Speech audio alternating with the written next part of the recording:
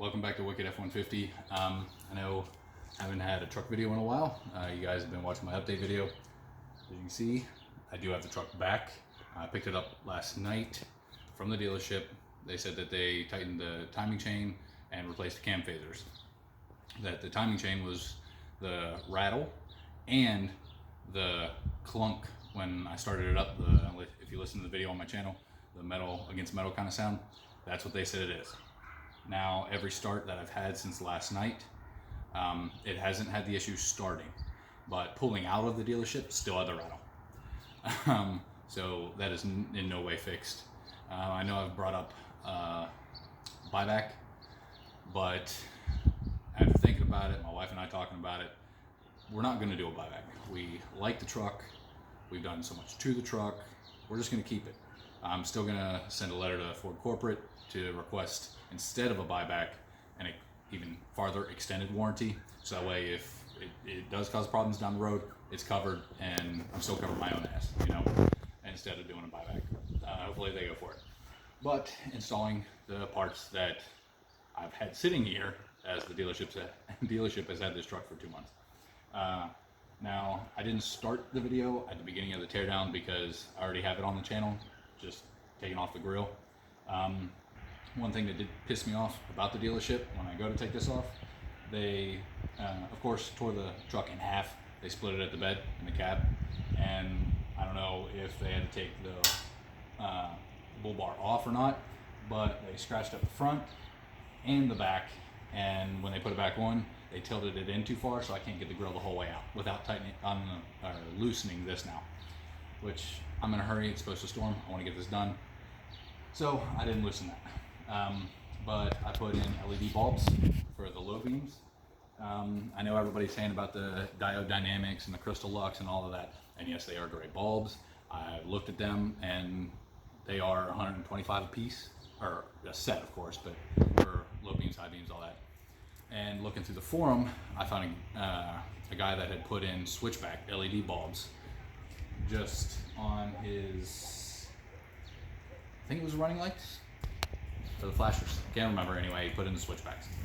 Now, from there, I also found people that have used this brand of LED bulbs. These, now the set I got off Amazon, which is where I found them, they were $35, $30, I think. I got them on sale. And they come with a year warranty, so that's what really pushed me to go ahead and buy them. They have great reviews and a year warranty. I'm not worried about it. If something happens, I gotta replace them again. It's not a big deal. I can tear this whole grill off in less than 10 minutes. I've done it so many times. So if replacing them isn't an issue, but it's covered if I do. They're Beam Tech. The set I did get off Amazon, which I will include a link for that set, just so you can get the company, because the set I bought doesn't fit. I got the original set when I still had the truck. I put them in, and the fan on the back of the LED bulb is too big. You can't even screw it in. It's too tight around the circle on the headlight. So I messaged them. They gave me these. This is a J1. You can go onto their website, BeamTech, and buy the J1 off of there. You cannot buy the J1 on Amazon. The J1, I looked on the website, it's $40, so I actually made out anyway, because they just replaced it. But it's J1 BeamTech. If you go on their website, they look great. Once we get all this hooked up, I'm going to turn them on. But we also have the Raptor grill light. So to do that, because you can watch how to do the headlights, to do this, now this is Custom Auto Works. It was $90. Wonderful customer service, because the first time they sent me the amber LEDs and I wanted white. So they immediately shipped it back out and sent me money to send the amber one back to them, which I did after I got this one back. Great customer service. But you shove the whole piece up in through here, because there's not the mesh right here. Shove it up in through there, twist your fingers around to pick it up. You do have to take all of these push pins out to be able to separate it, because there's two hooks on the Raptor piece itself that you just screw into here. So and you run your wire through the vents in the back, and it plugs right into the back of the headlight. which is your turn signal. It plugs into there with the Y connector. This one I believe goes into that, and then this one hooks into another wire. We'll figure it out, but keep watching. Give me a minute. So this is the Y connector. Now this is in a separate little baggie. I did already plug it into the light itself, but you get the Y. You take out your turn signal on the front. You unclip it from the bulb. You just match them up. If I can get it here. Wait, that one goes into the light itself. Duh. All right. So you plug in that one to the cable. Little latch.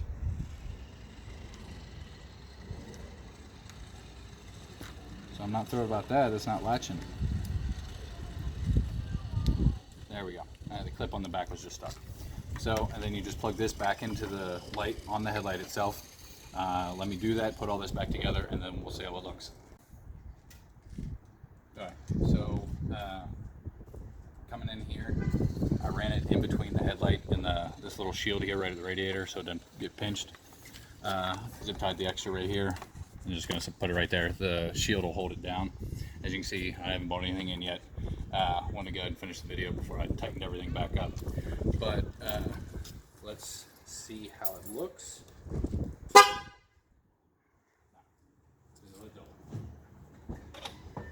There they came on, honey.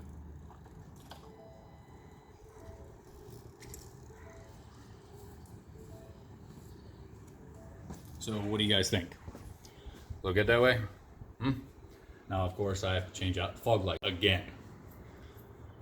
But now we have LEDs all around except for fogs and highs. But I'm in the city, I never use the high beams. Let me, here, hold on. Let's see what the hood's at. Better? Alright, let me know what you guys think. Hope you liked the video. I know it's been a while. We'll see whatever I can get next. Don't forget to hit that like and subscribe button. Alright, so just in case you guys want to keep watching this, I know I already said hit the like and subscribe button. I'm not going to say it again. If you continue to watch, it's up to you. But I'm going to go ahead and show you how I put it back together. Now, the only difference is the passenger headlight. It already has the clip and the 2 bolts in.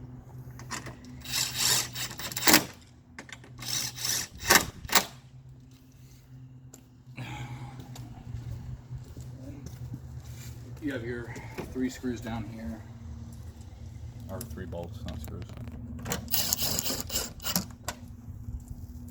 And yes, I will go back and tighten these later. I want to get them all in and lined up before they're cranked down. Here. Now, all 3 of these, this one, and the same on the other side, it's a 10mm, by the way. Just in case you don't want to watch the other video that I already have, and you watch this one.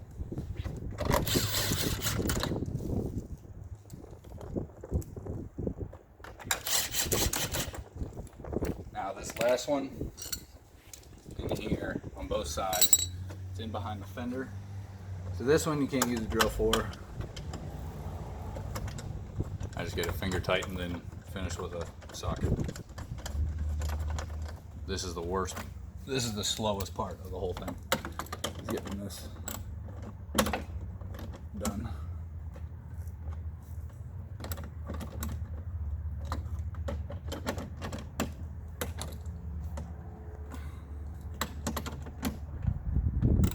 There it goes.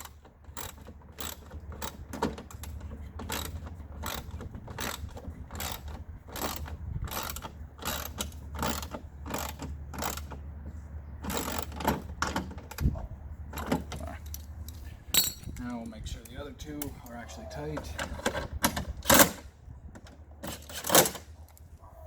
Put the other 10 on here. Now these little pieces under here, they do, to remove your headlight, you do have to pop that down, so when you put it back in, of course, pop it back up. Alright, now let's put the pain in the ass one over here real quick.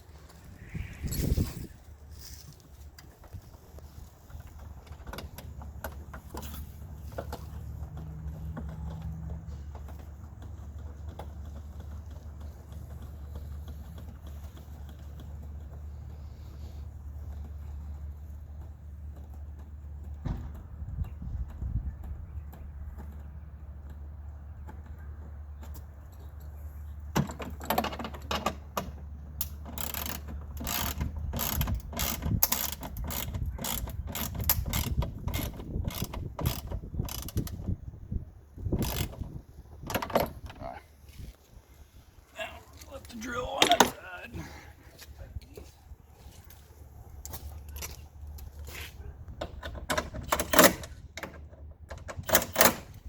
Okay, now we're done with the 10. Now we need an 8mm for these other two down here.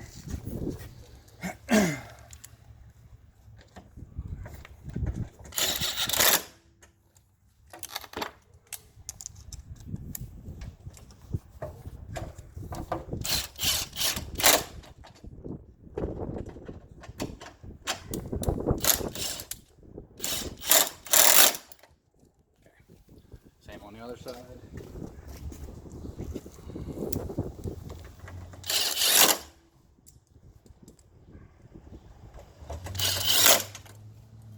Okay, now that is not it on bolts. There's only, it's on this side. All right, so the rest of this, well, hold on. Actually it is. Forgot 4, which is a 10mm. Is to hold the grill itself on. These will be the last 4 bolts, which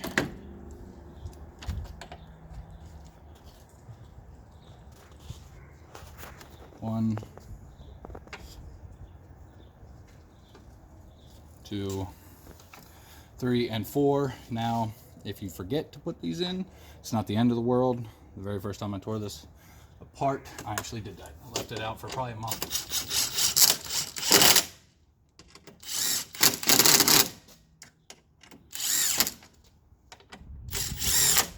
Okay, so there's only 2 bolts left, and they go up underneath here, in that little slot for your little trim piece down here for the bumper. That once you're all said and done, that's what that is. It's this tiny little thing. It is a 9/32, but that's your last bolt. Everything else is pushed.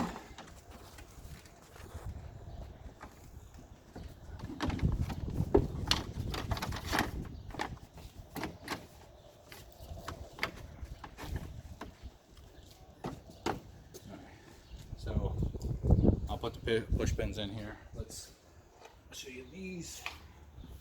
Now, yeah, it was a pain getting this off too, but it's not as bad. Now, you do want to take, damn it, forgot my pliers. So, hold on.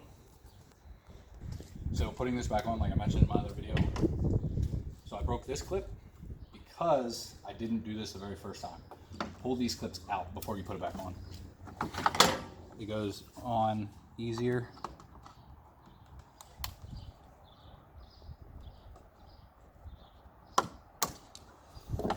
Because these slide, so it's easier to poke it through into this one than try to wiggle that around. So yeah, don't do what I did. So now this side only has 1 clip, but you need to watch when you pull this off. It does have another black clip. I don't know if you can see it up here. You don't want to be pounding this in and that's not lined up. Okay, you got to really watch it.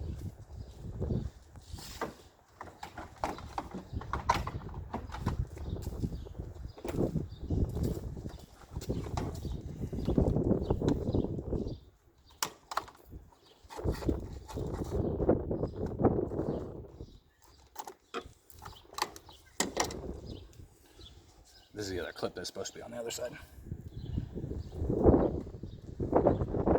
See, that one goes down, and this one goes up inside the fender.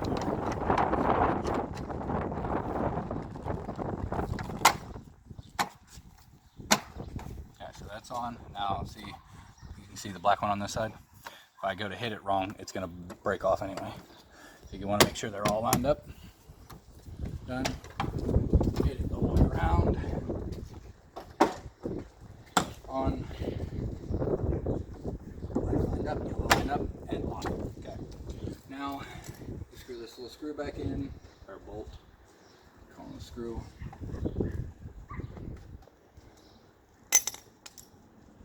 But, and that's it. That's your grill put back together. Now, of course, if you want to there's the push pins, but I'm pretty sure everybody knows how to do that.